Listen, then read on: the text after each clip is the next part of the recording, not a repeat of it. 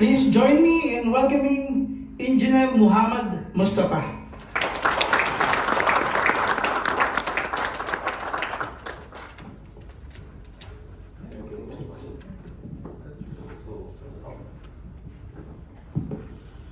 Hi, welcome. Good morning, everyone. And I would like to thank SFP for inviting me once again for the wonderful presentation and members as well. Okay, today our topic is about smoke control and smoke management system and car park ventilation. And we will be having around 2.5 hours of this technical presentation. And if there is a time, we will be covering about the hydraulic calculations which we did in technical webinar, if you guys remember. Can you please raise your hands who all attended the online technical webinar of hydraulic calculations? Anyone from this group attended? Just raise your hands. You attended? Two? Anyhow, we'll be having a refreshing, maybe post lunch. So in the morning, let us focus on the smoke control systems and car park ventilation. Okay. Is it fine? A little bit. Yes. It's okay? Is that okay? We can adjust. Is that okay or? Okay. Okay. Okay. Jonathan will be outside. Okay. First, we will understand about the principles of smoke movement. How the smoke is moving. It's same like heat transfer. Heat transfers from high temperature to low temperature. So here, smoke moves from an area of high pressure to one of low pressure areas. Pressure differences from one space to another may be caused by buoyancy from the fire, stack effect, wind and forces from the building, heating, HVAC systems. Smoke movement will depend on a combination of effects, one of which may be dominant. So basically it moves from a high pressure area to a low pressure area. This is the concept. And one more important thing is the buoyancy. What is buoyancy, guys? Physics. Come on. Buoyancy. Yeah, it's the upward movement basically. It's the upward movement caused by the ambient fluid surrounding the fluid. So the hot air goes upward due to the ambient air surrounding it. The temperature of the hot air is always higher than the temperature of the cold air, which causes the hot air to push up.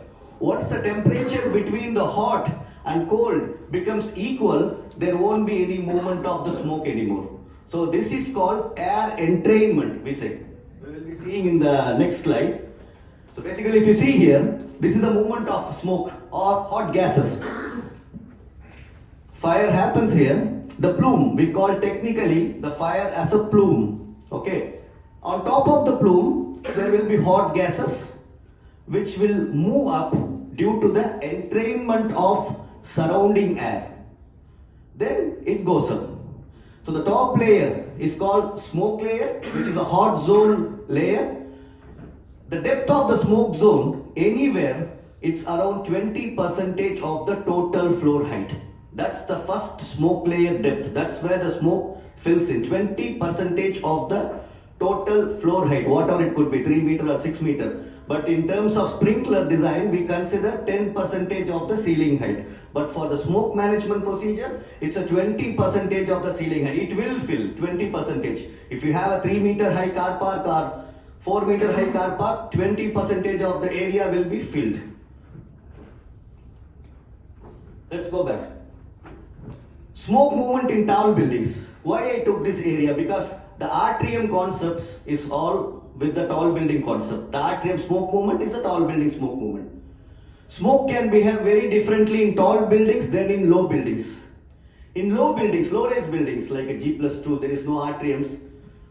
The influences of fire such as heat, convective movement and fire pressures are generally the major factor that cause smoke movement. Smoke removal and venting practices reflect this behavior. In tall buildings, the same factor are complicated by the stack effect. The stack effect is one of the most important thing in the smoke management in atriums or in the staircase pressurization. So what is stack effect? You can see where there is a vertical natural air movement through the building caused by the difference in temperature and densities between the inside and outside air in the building. So inside the building you will have air with a different temperature, outside the building you will have air with a different temperature.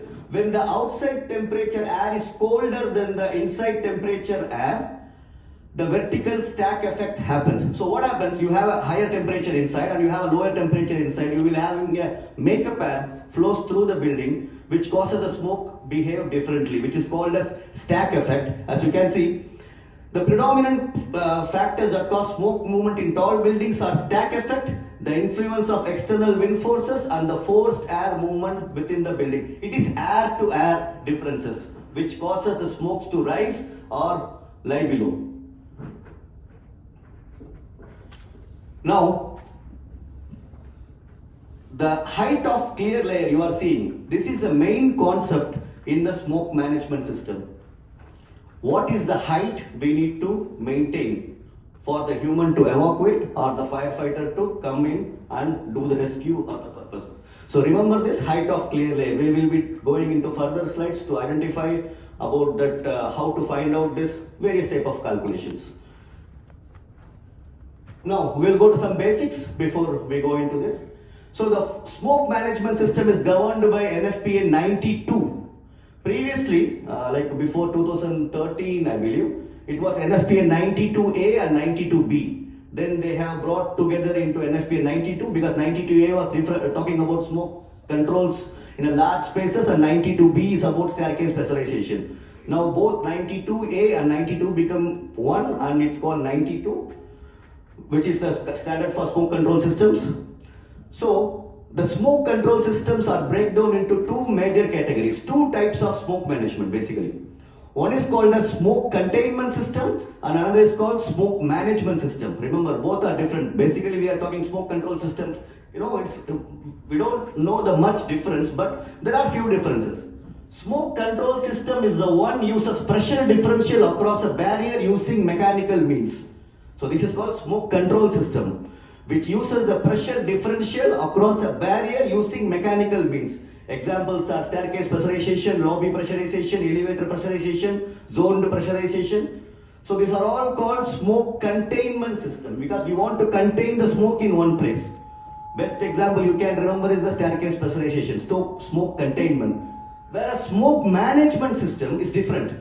You are managing the smoke. First we are containing the smoke and managing the smoke. Smoke management system uses natural or mechanical systems to maintain a tenable environment for large volume spaces or reduces smoke migration between the area of origin and any spaces that have different communication with the area of origin. Natural or a mechanical system like smoke vents, jet fans, Carpark ventilation basically, or atrium ventilation. So these are all called smoke management systems. So the difference is smoke containment, smoke management. Smoke containment is containing the smoke in one place using different pressures between the zones, and the smoke management system is to manage the smoke either mechanically or naturally. Mechanically through jet fans, which is called as impulse ventilation, or through natural ventilation through smoke vents or openings around the building. So this is the basic difference.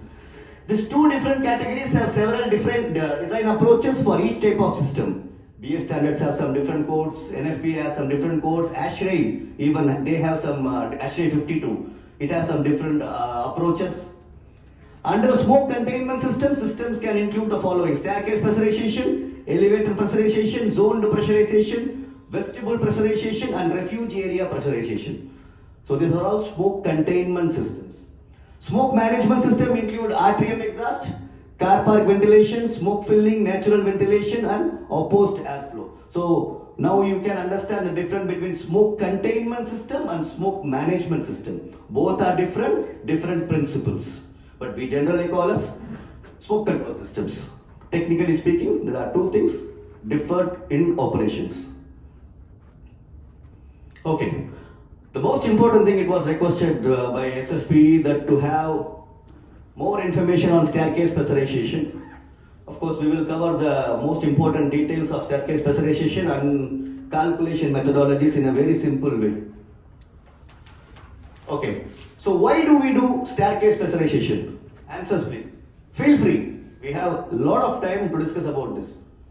Why do we require staircase pressurization? Sorry, please. Okay. Right. Yeah, you are telling how the staircase pressurization works. I am asking why the staircase pressurization is required. Safe evacuation of the tenants or occupants in very tall buildings. See, staircase pressurization is not required for medium or low-rise building. It is must and mandatory for high-rise buildings as well as below-ground buildings, underground buildings which exceeds 9 meters.